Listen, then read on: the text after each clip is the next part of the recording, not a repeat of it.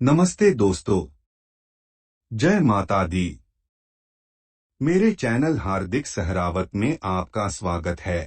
आज मैं आपको कजरी तीज की व्रत कथा कहानी सुनाने जा रहा हूँ। हिंदू पंचांग के अनुसार कजरी तीज हर साल भाद्रपद मास में कृष्ण पक्ष की तृतीया तिथि को मनाई जाती है। इस दिन सुहागिन महिलाएं अपने पति की लंबी आयु के लिए व्रत रखती हैं। कजरी तीज के दिन भगवान शिव और माता पार्वती की पूजा की जाती है। इस दिन माता पार्वती और शिव जी की पूजा करने से पति की आयु लंबी होती है। साथ ही सुख समृद्धि की प्राप्ति के साथ सभी मनोकामनाएं भी पूरी होती हैं। मान्यता है कि इस दिन पूजा के दौरान कजरी तीज की व्रत कथा का श्रवण या पाठन जरूर करना चाहिए। कजरी तीज व्रत कथा। पौराणिक मान्यता के अनुसार एक गांव में एक ब्राह्मण रहता था जो बहुत गरीब था। उसके साथ उसकी पत्नी ब्राह्मणी भी रहती थी। इस दौरान भाद्रपद महीने की कजरी तीज आई। ब्राह्मणी ने तीज माता का व्रत किया।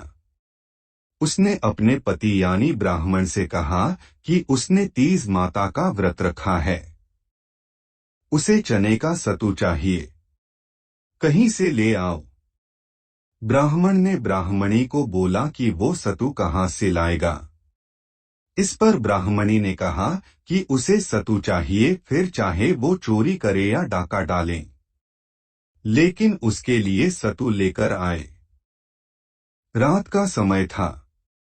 ब्राह्मण घर से निकलकर साहूकार की दुकान में घुस गया। उसने साहूकार की दुकान से चने की दाल, घी, शक्कर लिया और 1.25 किलो तोल लिया। फिर इन सब से सतु बना लिया। जैसे ही वो जाने लगा वैसे ही आवाज सुनकर दुकान के सभी नौकर जाग गए। सभी जोर जोर से चोर चोर चिल्लाने लगे।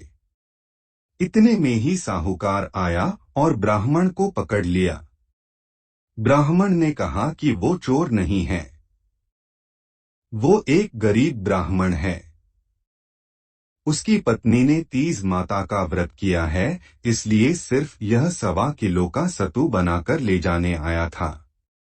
जब साहूकार ने ब्राह्मण की तलाशी ली तो उसके पास से सतु के अलावा और कुछ नहीं मिला।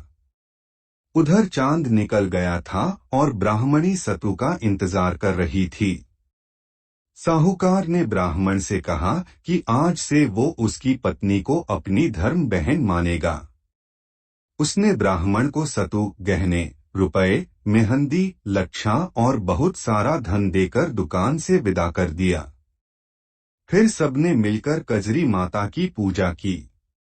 जिस तरह से ब्राह्मण के दिन सुखमय हो गए, ठीक वैसे ही कजरी माता की कृपा सब पर बनी रहे।